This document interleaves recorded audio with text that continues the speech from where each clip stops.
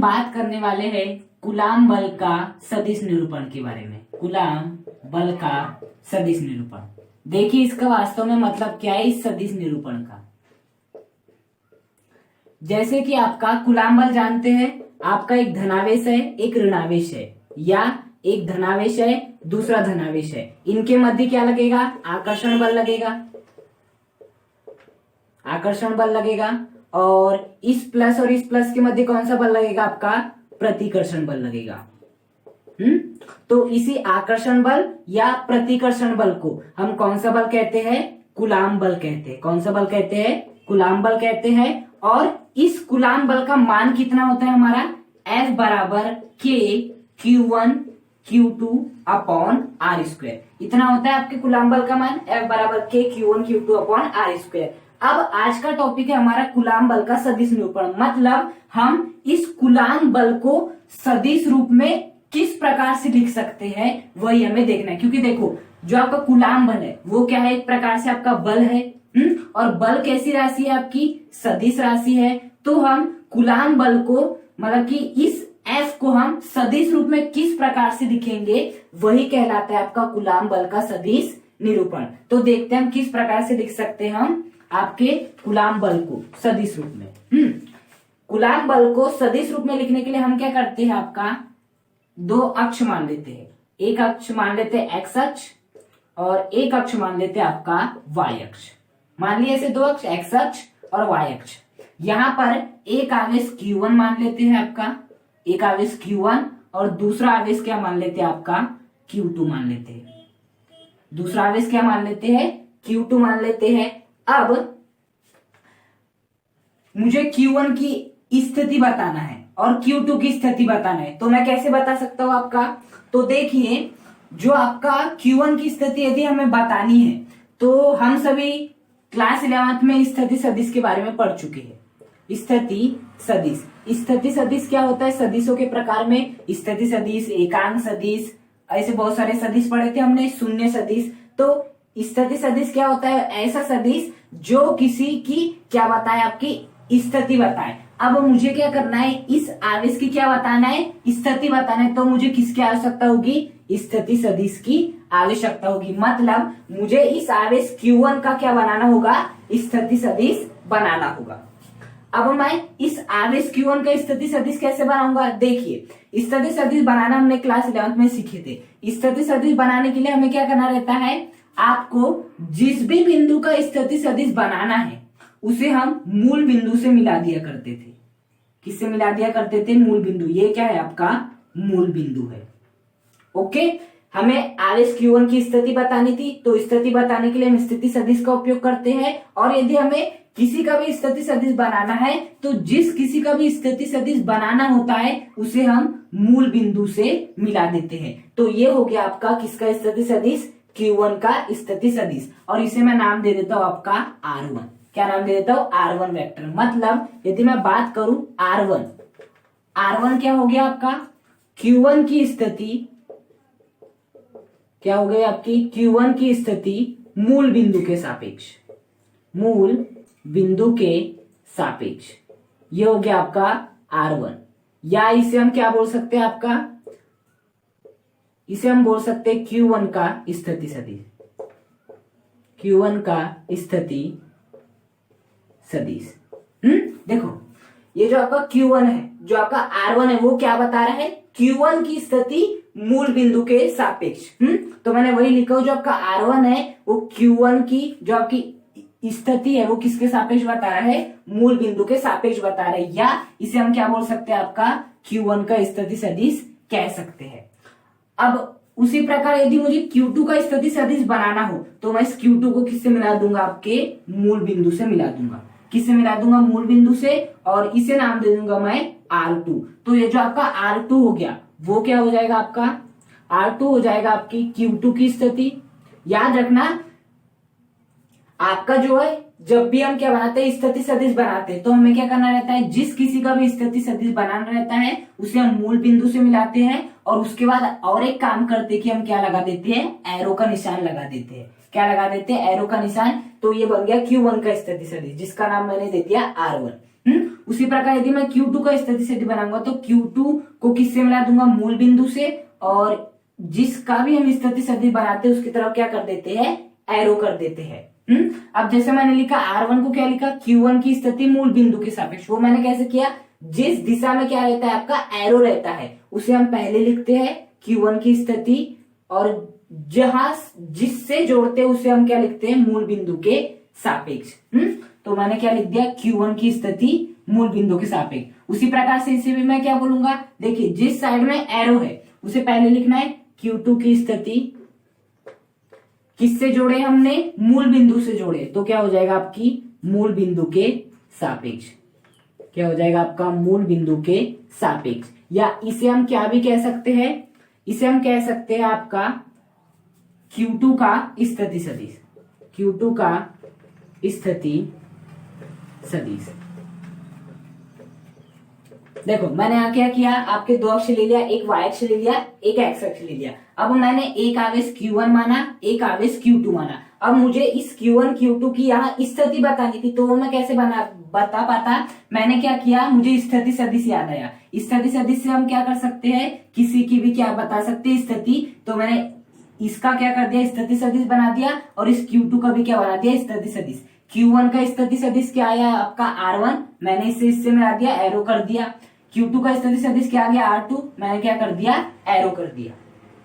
Okay, तो आ गया आपका ये। अब मैं क्या करता हूं, इस Q1 और Q2 को इस प्रकार से मिला देता हूं, मिला दिया, और जो एरो है इस बार मैं Q1 की तरफ कर देता हूं। और इसे मैं जो नाम है वो कितना दे देता हूं, R12। क्या हो जाएगा आपका R12। हाँ, तो बताओ R12 क्या होगा आपका, यदि मैं लिखूं R12, जैसे कि R2 क्या था, Q2 की स्थिति मूल बिंदु के सापेक्ष था, Q2 की स्थिति मूल बिंदु के सापेक्ष। हाँ, अब हमने पहले Q2 की लिखी क्योंकि Q2 की तरफ क्या था आपका एरो था, तो उसी प्रकार इस बार जो एरो है वो किसकी तरफ है, Q1 की तरफ है, तो मैं क्या लिखूंगा, Q1 की स्थिति किसके सापेक्ष लिखूंगा, जिससे हमने मिलाया है Q2 के सापेक्ष। तो ये हो जाएगा आपका R12। यहां मैंने क्या किया, जिसके तरफ एरो था उसे पहले लिखा Q1 की स्थिति, और जिससे मिलाया था मूल बिंदु से मिलाया था तो मूल बिंदु के सापेक्ष। उसी प्रकार से यहां किया मैंने, आपकी एरो Q1 की तरफ था तो Q1 की स्थिति कहां से हमने मिलाया, Q2 से मिलाया तो Q2 के सापेक्ष। तो ये हो गया आपका R12। अब उसी प्रकार मैं क्या करता हूं, इस बार जो एरो का निशान रहता है वो मैं रख देता हूं इस ओर, और इसे मैं जो नाम दे देता हूं वो दे देता हूं R21। क्या दे देता हूं, R21 दे देता हूं। तो बता सकते हो जो आपका R21 होगा वो क्या होगा, जो आपका R21 होगा वो होगा Q2 की स्थिति, जिसके तरफ एरो रहता है उसे पहले लिखते हैं Q2 की स्थिति, और जिससे हम मिलाते हैं, किससे मिलाए, Q1 से मिलाए हैं, तो क्या आ जाएगा Q1 के सापेक्ष। क्या आ जाएगा आपका, Q1 के सापेक्ष आ जाएगा। इतनी बात समझ में आई आपकी। मेन क्या है R1, R1 क्या है आपका Q1, ये है आपका R1। एरो किस दिशा में है, इस दिशा में, तो Q1 की स्थिति मूल बिंदु के सापेक्ष। R2 क्या हो जाएगा, ये है आपका R2, ये हो जाएगा आपका Q2 की स्थिति मूल बिंदु के सापेक्ष। ये यदि मैं इसको इससे मिलाऊं तो क्या मिल रहा है मुझे, R12। R12 क्या है आपके Q1 की स्थिति, क्या है Q1 की स्थिति Q2 के सापेक्ष। उसी प्रकार से यदि मैं इसको इस बार इससे मिलाऊं तो क्या मिलेगा मुझे, R21 मिलेगा। R21 का मतलब क्या होगा आपका, जिसके तरफ एरो है Q2 की तरफ एरो, तो Q2 की स्थिति Q1 के सापेक्ष। इतने निकल गई। अब देखो जो आपका R12 है, R21 है, जो आपका R12 है वो किस दिशा में है, इस दिशा में है, और जो आपका R21 है वो किस दिशा में है, इस दिशा में है। अब हमें क्या बताना है, दिशा बताना है। देखो R12 और जो R21 का मान है वो क्या है, आपस में बराबर है, लेकिन इसकी दिशा इस ओर है और इस R21 की दिशा इस ओर है। उसको बताने के लिए हमें किसकी आवश्यकता होगी, एकांक सदिश की आवश्यकता होगी। किसकी आवश्यकता होगी, एकांक सदिश। क्यों, क्योंकि देखो जो आपका एकांक सदिश रहता है वो क्या करता है, आपका एकांक सदिश किसी की भी क्या करता है, दिशा बताने का काम करता है। तो मुझे R12 की दिशा बताना है तो मुझे R12 का एकांक सदिश लेना होगा। यदि मुझे R21 की दिशा बताना है तो R21 का एकांक सदिश लेना होगा। हाँ, तो हम जनरली जो एकांक सदिश ऐसा है उसे किससे प्रदर्शित करते हैं, कैप से प्रदर्शित करते हैं। तो यदि मुझे R12 का एकांक सदिश बनाना होगा तो मैं कैसे बनाऊंगा, R12 के ऊपर कैप लगा दूंगा। यदि मुझे R21 का एकांक सदिश बनाना होगा तो मैं क्या करूंगा, R21 के ऊपर कैप लगा दूंगा। ये क्या हो जाएगा आपका R12 का एकांक सदिश, R12 का एकांक सदिश, और ये जो है आपका ये क्या हो जाएगा आपका R21 का एकांक सदिश। ये हो जाएगा आपका।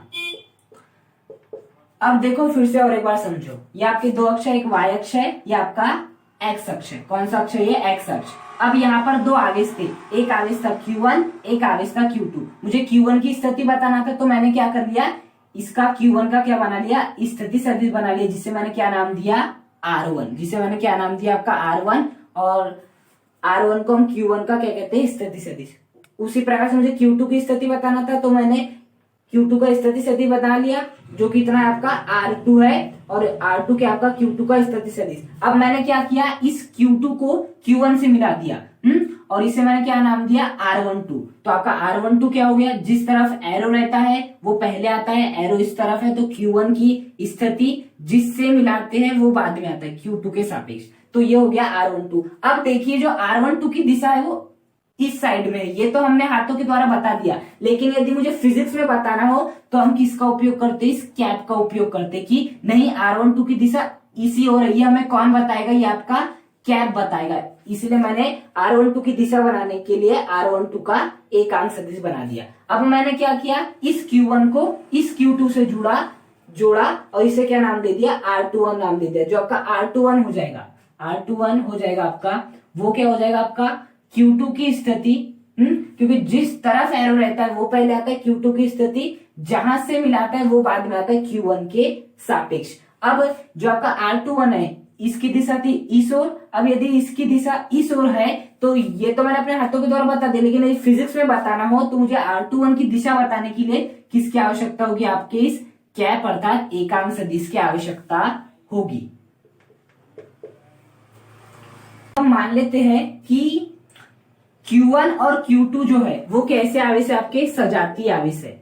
वो कैसे आवेश है, आपके सजातीय आवेश है। अब सजातीय आवेश का मतलब क्या होता है, या तो प्लस प्लस होंगे या क्या होंगे आपके माइनस माइनस। हाँ, ये मान लेते तो दोनों आवेश सजातीय, या तो प्लस प्लस होंगे या माइनस माइनस होंगे, या मैं वो दिखा नहीं रहा हूं। हाँ, तो बताओ सजातीय आवेशों के मध्य क्या लगता है, प्रतिकर्षण बल लगता है, मतलब ये एक दूसरे को दूर ढकेलते हैं। हाँ, मतलब कि ये जो आपका Q1 है इस Q2 को किस दिशा में ढकेलेगा, इस दिशा में ढकलने का प्रयास करेगा। किस दिशा में ढकलने का प्रयास करेगा, इस दिशा में। क्यों, क्योंकि आपके जो ये Q1 है Q2 है वो कैसे है, सजातीय आवेश है। तो सजातीय आवेश क्या करते हैं, एक दूसरे को ढकेलने का काम करते हैं। तो मैं मान लेता हूँ ये जो Q1 है इस Q2 को इस दिशा में ढकलता है। अब ढकेलने के लिए कोई ना कोई बल की आवश्यकता होती है, तो मैं वो बल मान लेता हूँ, वो कितना है आपका F21। वो कितना है आपका F21 है। F21 का मतलब आवेश Q2 पर Q1 के कारण बल। ओके, अब देखो जैसे इस आवेश को इस साइड ढकला, उसी प्रकार ये वाला आवेश इस आवेश को इस साइड में ढकलेगा। क्या ढकलेगा, ये वाला आवेश इस आवेश को इस साइड में ढकलेगा। क्यों ढकलेगा, क्योंकि इन दोनों के मध्य प्रतिकर्षण बल लग रहा है, तो एक दूसरे को ये एक दूसरे से दूर ढकलेंगे। ओके, तो देखो इस बार जो आपका बल लगेगा इस आवेश द्वारा इस आवेश पर, वो मैं मान लेता हूँ कितना है आपका F12 है। और जो F12 की दिशा हो जाएगी वो किस ओर हो जाएगी, आपकी इस ओर हो जाएगी। ओके, तो ये हो जाएगा आपका F21 और ये हो जाएगा F12। ध्यान से पढ़ना, इस F21 का मतलब क्या है। इस F21 का मतलब होता है Q2 पर, देखो आवेश Q2 पर किसके कारण बल, Q1 के कारण बल, Q1 के कारण बल। ये मतलब होता है आपका F21 का, आवेश Q2 पर Q1 के कारण बल। F21 का मतलब ये होता है, यहाँ यही तो हुआ, Q1 ने इस पर बल लगाया, जैसे हमने F21। जो आपका F12 है उसका मतलब पढ़ते आना चाहिए आपको। इसका मतलब होता है Q1 पर Q2 के कारण बल, Q2 के कारण बल। देखो यहाँ यही तो हो रहा है बेसिकली, ये वाला जो आवेश Q2 है वो इस Q1 पर इस साइड में बल लगा रहा है, मतलब आवेश Q2 द्वारा इस Q1 पर क्या लगाया जा रहा है, बल लगाया जा रहा है। इसे मैंने इसे क्या नाम दिया है, F12 नाम दिया है। अब देखिए अभी अभी हमने एक चीज पढ़ी है कि जो आपका F बराबर होता है वो कितना होता है, K Q1 Q2 upon R square होता है। यदि मुझे इस F21 का मान लिखना हो तो मैं किस प्रकार से लिखूंगा, देखो जो आपका F21 है, मतलब जो आपका F21 क्या है, एक प्रकार से आपका बल ही है, और जो बल होता है वो कैसी राशि है, आपकी सदिश राशि है। वो कैसी राशि है, आपकी सदिश राशि है। और सदिश राशि का क्या क्या होता है, आपका परिमाण भी होता है और आपकी क्या होती है, दिशा भी होती है। क्या होता है, परिमाण भी होती है, दिशा भी होती है। अर्थात मुझे यदि इस F21 का मान लिखना है तो मुझे पहले क्या लिखना होगा, परिमाण लिखना होगा। इस F21 का परिमाण का मतलब होता है वैल्यू। उसके बाद क्या लिखनी होगी, उसकी दिशा लिखनी होगी। क्या लिखनी होगी, दिशा लिखनी होगी। ओके, तो जो आपका F21 का परिमाण आ जाएगा वो तो कितना आ जाएगा, इतने आ जाएगा, K Q1 Q2 upon R square, इतना आ जाएगा। लेकिन अब दिशा कैसे निकालेंगे F21 की, देखो जो आपका F21 है वो किस दिशा में है, इस दिशा में है। अब इसी दिशा में और एक चीज है, क्या है, आपकी R21 है। इस दिशा में आपका F21 है, ये आपका F21 इसी दिशा में है। अब मुझे इस दिशा को बताना है तो मैं उसके लिए क्या करूंगा, देखो जो आपका R21 भी है वो इसी दिशा में है, और इस R21 की दिशा को बताने के लिए हमने किसको उपयोग में लाया था, R21 कैप को। तो यहां पर क्या आ जाएगा, आपका R21 कैप आ जाएगा। क्यों आया R21 कैप, क्योंकि देखो F21 की दिशा इस साइड में है, इसी दिशा में आपका R21 भी था, मतलब जो दिशा R21 की है वही दिशा आपके F21 की है। R21 की दिशा क्या थी, R21 का कैप, तो F21 की भी दिशा क्या हो जाएगी, आपकी R21 का कैप हो जाएगी। अब इसके बाद हम लिखते हैं आपका F12। क्या लिखते हैं हम, आपका F12। F12 भी कैसी राशि है, अब F12 भी क्या एक प्रकार से आपका बल ही है, बल सदिश राशि, मतलब उसका हमें पहले परिमाण लिखना है फिर उसकी दिशा लिखनी है। परिमाण क्या हो जाएगा, K Q1 Q2 upon R square. अब बात आती है दिशा की, दिशा कैसे लिखेंगे, देखो F12 की दिशा है इस ओर, अब हम मुझे लिखना है F12 की दिशा, वो कैसे लिखूंगा, देखो इसी दिशा में आपका और एक सदिश है R12 की भी दिशा इसी ओर है, F12 की भी दिशा आपकी इसी ओर है। मतलब जो दिशा आपके F12 की है वही दिशा आपके R12 की है। R12 की दिशा क्या है, आपकी R12 का कैप है। मतलब जो आपके R12 की दिशा है वो क्या है, आपकी R12 का कैप है, तो F12 की भी दिशा क्या हो जाएगी, R12 का कैप हो जाएगा। क्या हो जाएगा, आपका R12 का कैप हो जाएगा। और यही होता है आपका कूलाम बल का सदिश निरूपण। क्या होता है, यही आपका कूलाम बल का सदिश निरूपण। F21 बराबर K Q1 Q2 upon R square into R21, और F12 बराबर K Q1 Q2 upon R square into R12 का कैप।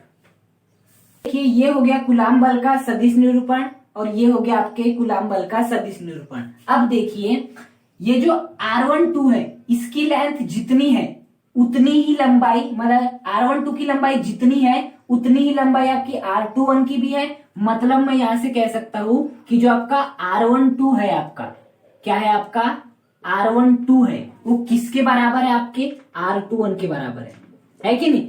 R12 की लंबाई भी हो गई इतनी है, और जो R21 की भी लंबाई इतनी है। मतलब मैं बोल सकता हूं कि R12 किसके बराबर है, R21 के बराबर है। मतलब इसका मतलब और एक भी होगा कि जो आपकी ये है आपका। अब देखो ये तो इसके क्या हुए, आपके परिमाण कैसे हो गए, आपस में बराबर हो गए। मतलब इसकी वैल्यू जितनी होगी उतनी ही किसकी वैल्यू होगी, इसकी वैल्यू होगी। ओके, लेकिन यहां पर देखो इसकी दिशा किस ओर है, इस ओर है, लेकिन जो आपके R21 की दिशा है इस ओर है। मतलब ये दोनों परिमाण में तो बराबर है। ये यदि 5 सेंटीमीटर इसकी लंबाई है तो इसकी भी लंबाई 5 सेंटीमीटर होगी, लेकिन R12 की लंबाई इस ओर है, जबकि जो इसकी जो R21 की जो दिशा है, लंबाई नहीं दिशा है, वो किस ओर है, इस ओर है। मतलब ये दोनों दिशा एक दूसरे के क्या है, आपके विपरीत है। मतलब मैं यहां से कह सकता हूं आपका R12 का कैप बराबर है R21 के कैप के, लेकिन सामने क्या आ जाएगा, आपका माइनस। ये माइनस क्या बता रहा है कि जो R12 है और जो R21 है उसकी दिशा क्या है, एक दूसरे के विपरीत है। देखो ना, R12 है इस दिशा में, R12 है इस दिशा में, और जो आपका R21 है वो है इस दिशा में। मतलब दिशा विपरीत है लेकिन परिमाण क्या आपस में बराबर है। हाँ, अब मैं क्या करता हूं, यहां पर देखना, जहां आपका R12 कैप है, कहां पे, ये आपका R12 कैप है, इसके स्थान पे क्या रखता हूं मैं आपका -R21 का कैप रखता हूं। क्या रखता हूं मैं आपका -R21 का कैप रखता हूं। तो देखो क्या बनेगा, F12 बराबर K Q1 Q2 upon R square. देखो जो आपके R12 कैप की वैल्यू है वो यहां से हमें कितनी मिली है आपकी -R21 कैप, इतनी मिली है आपकी। अब देखो ये माइनस को मैं सामने रखता हूं तो -K Q1 Q2 upon R square into R21 का कैप। और ये क्या आ गया आपका F12।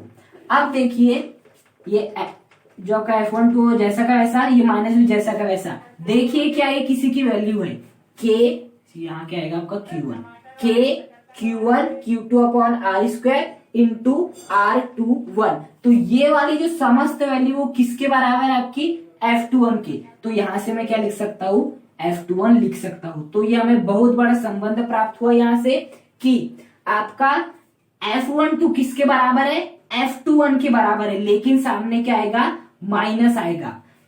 सामने क्या आएगा आपका माइनस आएगा, मतलब कि आवेश Q2 Q1 पर जो बल लगा रहा है उतना ही बल आवेश Q1 आवेश Q2 पर लगा रहा है। मतलब कि देखो जो आपके F12 की दिशा थी इस ओर थी और जो आपके F21 की दिशा थी इस ओर थी, तो दोनों का जो परिमाण है वो तो समान है क्योंकि देखो बराबर आ रहे हैं, लेकिन उनकी दिशा कैसी थी, अलग अलग।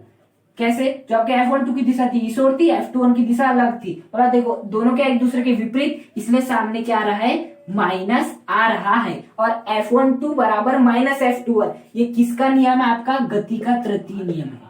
क्या है आपका, गति का तृतीय नियम है।